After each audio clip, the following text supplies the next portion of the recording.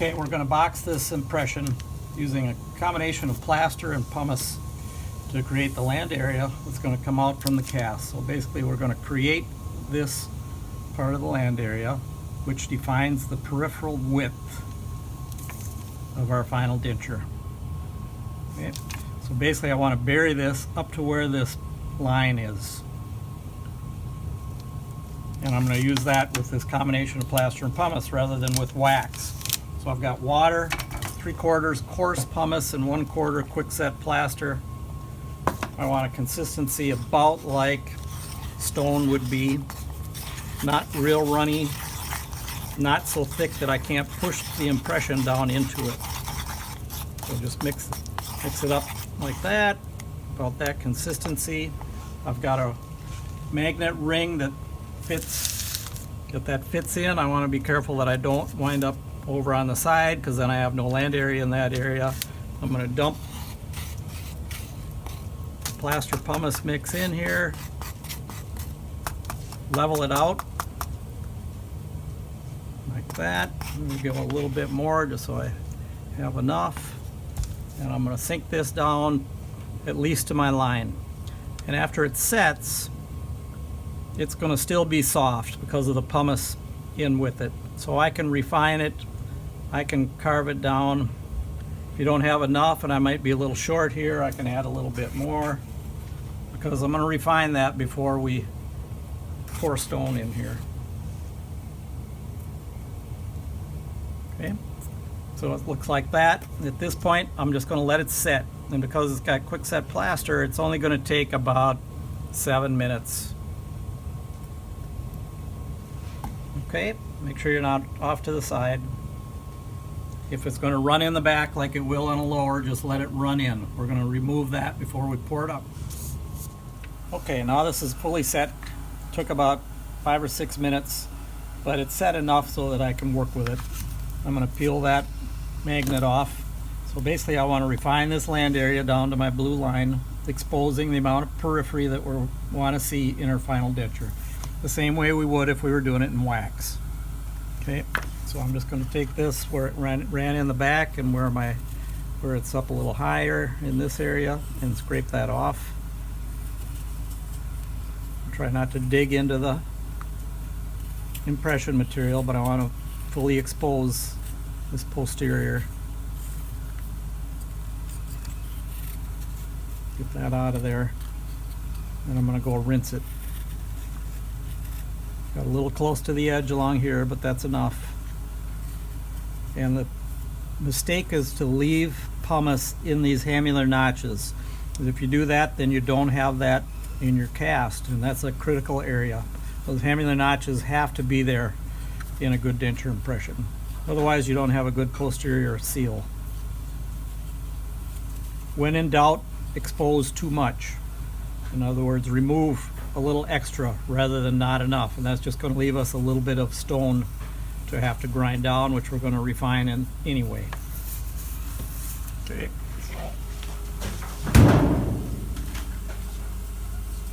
Remove this extra rather than throw it in the sink. I'm going to come over here and rinse this.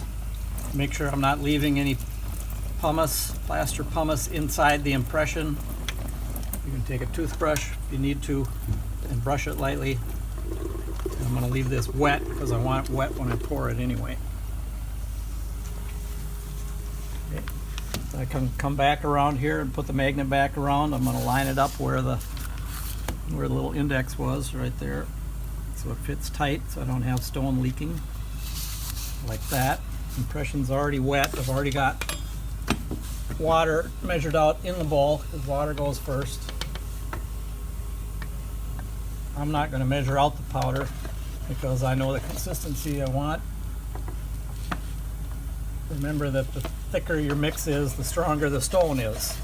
That water has no strength to it. You need the stone. So if you're not sure of that, then you measure out your powder. But I want a consistency that's at least thick enough that it's not going to fall off the spatula. All the powder is fully saturated. Get it away from the edge. Gasket's clean. And the hose goes in last.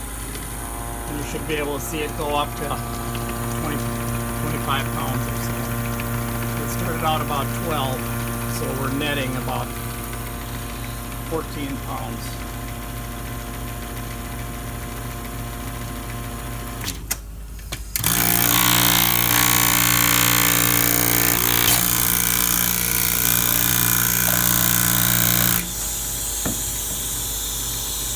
Take my stone, it's like pouring anything else.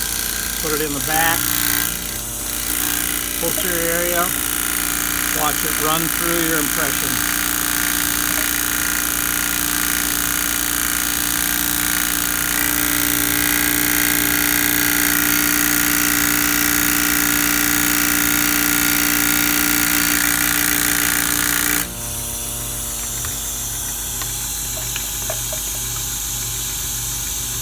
Once you've got the impression full, you can impression part of it full of stone. You watch it run in the whole area so you know you don't have any voids, then you can dump in the rest.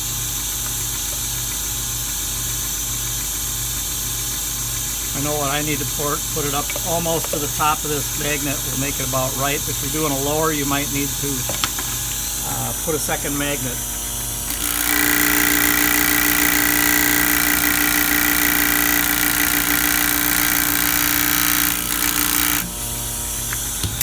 And that's it. That needs to set for a minimum of 1 hour. Okay, stone 1 hour. Okay, so this is actually set overnight. It's a 1 hour minimum. So we're just going to peel the magnet off. Put that in some water to get the stuff off. So we got a block of stone and a block of plaster pumice mix. Underneath here is the tray, so we don't have to be too careful about hurting anything. And this should be soft enough that we can just carve it away. Oh, it's right here. Open in this. Oh, you're doing that for 5 minutes?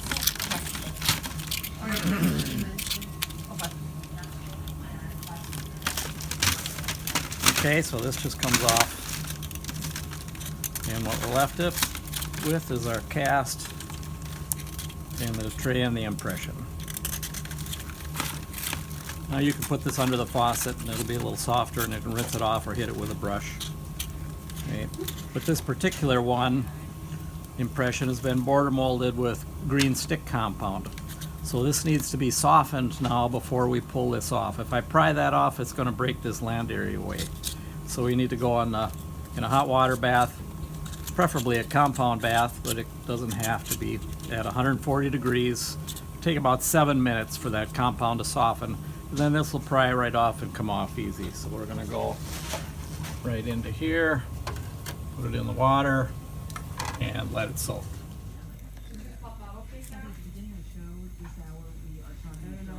Okay, so I took that tray off of here. Now we've got a land area that's bordering on being a little thin here.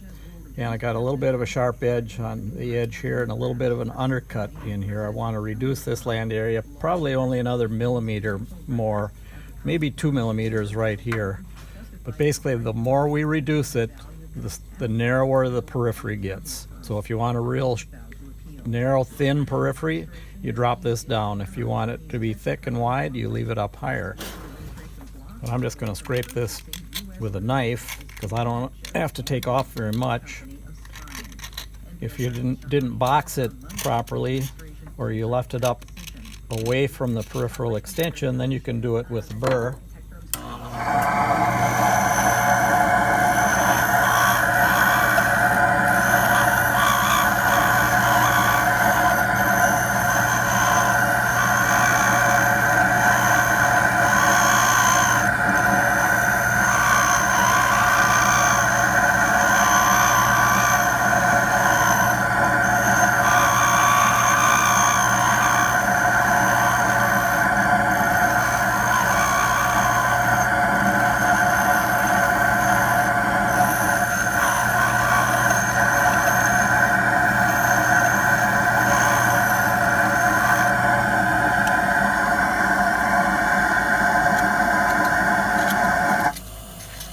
And then lastly, we would go around and trim the cast. That's the last thing we do We don't want to do that before you refine this land area, or sometimes the land area will get too thin. So when we trim around it with the model trimmer now, we want the land area to be about this wide.